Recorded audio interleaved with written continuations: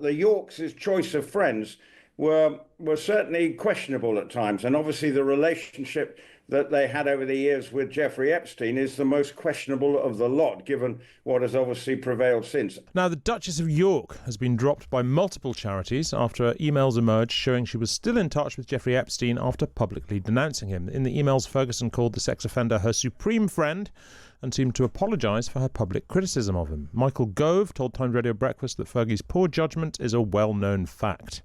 Everyone has known for years that she is a grifter with poor judgment. So these charities knew that. It's not as though there's a sudden revelation that the prioress of a convent has been running a brothel on the side. Everyone knew, and yet there's this pearl clutching. Well, the royal correspondent Rupert Bell joins me now. Hello, Rupert. Good morning. Good afternoon. Well, good morning from New York, Hugo. Well, good afternoon from London, Rupert. Do you agree with Michael Gove's judgment there? She has had a series of foot-in-mouth moments in every sense of the word, from moment she more or less married the Duke of York. She has created problems, and and this is clearly the most serious, I think. And the charities couldn't break away quick enough. Obviously, we saw the best pal moment with Peter Mandelson, and then a week later we get the supreme friend moment. And people, and particularly the charities involved, it does just show a complete lack of judgment from the Duchess of York. And she'd obviously been trying to be rehabilitated. The King obviously trying to see her as a possible bridge. The royal family have always been pretty loyal to her, despite her indiscretions and her problems that she has created for the royal family, because they see her as a soft touch, maybe to keep the Duke of York under a sort of a restraining order, as it were. So I do think this is going to be a very long road back, not just for her, but also it will add to the Duke of York's problems. I mean, her public image is built around her philanthropy and work with children's charities and so on. Do you think some of these charities might just sort of be seizing upon this as a useful pretext, that they quite like to have severed relations with her beforehand because she was an increasingly embarrassing figure, and this is just finally a good excuse to do so?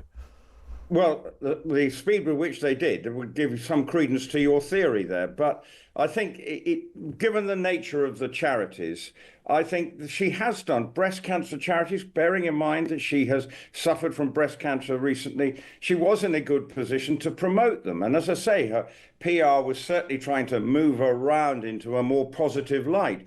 But this has sent it crashing backwards as quickly as possible. And I think they just knew that once one went, they all saw. And obviously, she wrote children books as well, which have been reasonably successful. And this was where all around the letter originally, because she was worried that her links with Epstein were going to harm the one area of her life that has been pretty successful, her children's books. So this now is another blow in that direction as well. So I think they just felt, given the nature of the charities, that they could have no association with her, particularly as she referred to Epstein as a supreme friend. I mean, part of her entanglement with Epstein seems to stem back to her financial problems, which have, plagued her for quite a long time. She's no stranger to financial scandals, is she?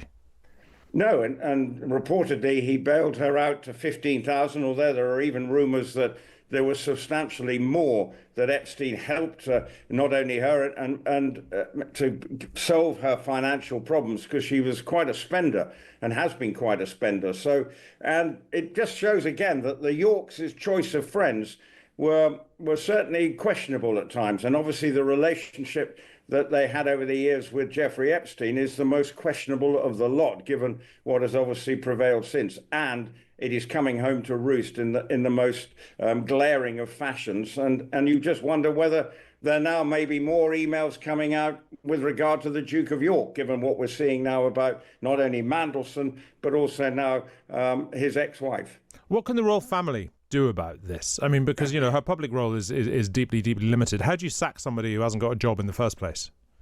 You just keep them out of the public eye, and you just say, right, you're not you can go to church, but you're going in by the back door. You saw last week the problem, because even last week the Duke of York was sort of puffing his chest out like a peacock back on the stage and standing, then sort of siding up to the future king and Prince of Wales looking deeply uncomfortable. You just have to keep them out of the public view. He can't sack. There's nothing to sack. But the image that they create and the headache they create for the royal family is not a good look. And they don't need. And anytime he turns up, the focus should have been last week on the funeral of the Duchess of Kent. What did it turn out to be? It turned out to be the focus on the Duke of York, which it must be slightly sad for the family of the Duke of Kent. Rupert Bell, Royal Correspondent, thank you very much indeed. Jack, this is the latest embarrassing, awkward story for this couple and this man. Yes, I think what's particularly difficult for them here is that Sarah Ferguson came out and she actually gave, quite a convincing rebuttal or denunciation of Epstein in a way that Prince Andrew failed to do in 2019 when he went on the BBC, on Emily Maitlis, on Newsnight, and said, well, he didn't regret the friendship because he met so many interesting people, whereas Sarah Ferguson back in 2011 had come out, it just emerged in the papers that she'd got herself into debt with Jeffrey Epstein. He'd loaned her some money to help her pay off some of her other debts. And she gave the statement saying, she abhorred paedophilia and she had abhorred child sex abuse. And then we didn't know at the time that she then privately, having been threatened with defamation by Epstein, kind of scuttled off and gave this groveling apology to him in which, she said she apologizes with her heart and so on. So, that kind of break between the public face and the private apology to Epstein is hugely damaging, not only for her but also for Prince Andrew, because that issue of trust and honesty is so important. Situation where Andrew has been accused of having sex with Virginia Jeffrey when she was a 17-year-old trafficking victim, which obviously he denies. Yeah, it'll be costly to them as well, in so much as he presumably, I don't know how he's earning really at the moment. She presumably has been able to continue earning. They do continue to live together, don't they? What sort of life do they lead, Jack? Well, I think in Andrew's case, he barely leaves the house. I mean, Fergie, does a lot more than he does at present. I mean, that might start to change now. Of course, this break with 6 of her charities is going to be a huge deal for her. She still makes money out of children's books, but, again, this is going to presumably kick a bit of a dent into that. She does some TV appearances still, and in fact, sometimes defends Andrew, goes on Good Morning Britain or other TV shows doing interviews. So she has much more of an active life. There was a period during COVID when she kind of tried to shoehorn Andrew into some of her charity work, and he popped up in pictures on Instagram, but it wasn't the main picture on Instagram. It was deeper into the reel, and even that caused a massive backlash against her, which also then kind of tarnished the charity she was trying to work for. So he really does next to nothing apart from maybe go riding in Windsor and mope around the house watching television. Right, okay, just very briefly, Jack. This guy's poisonous association is ripping through the establishment at the moment, isn't it? And do we get the feeling this isn't done? Oh, absolutely. And the big question is there, are there more emails between Andrew and Epstein lurking in the depths of this kind of massive trove of documents?